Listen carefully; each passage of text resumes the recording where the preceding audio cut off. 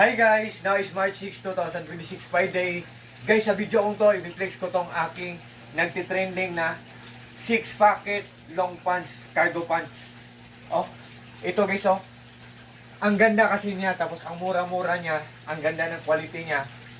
May 6 packets pa siya.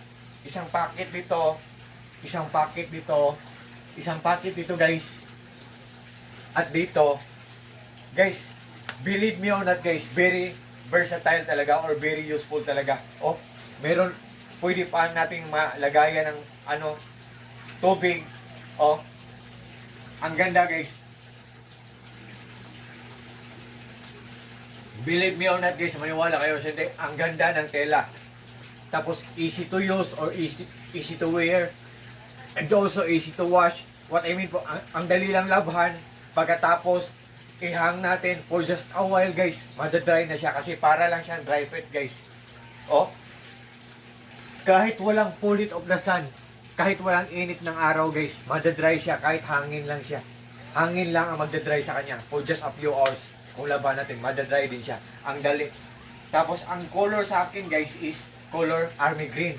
Kung hindi nyo bet ang color army green, just click my link guys, mag-appear dyan ang mga choices na may color khaki, color brown, color green, color black. So, kayo na ang magpili guys. For reference guys ha, ang height ko is 5'7".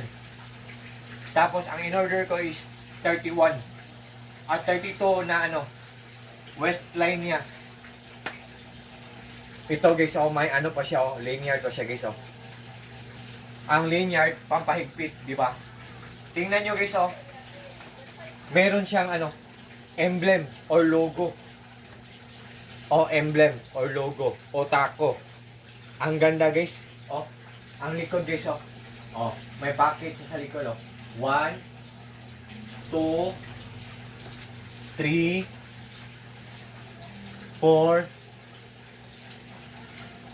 5, 6. Tapos ang emblem niya, ang ganda guys, emblem or logo Taco. Ang ganda talaga nito. I think guys, by the way guys, galing to sa Taco na shop. I think ginawa talaga nila ang best nila para makuha nila ang contentment sa mga clients nila. Ang galing, ang ganda talaga nilang magserbisyo sa mga clients nila. Ang ganda, tingnan nyo guys, Tapos, maliit siya dito. Pag ganun. Yan, hindi siya straight cut. Yun. Para siyang Levi's 501. Maliit dito na banda. Guys, yan.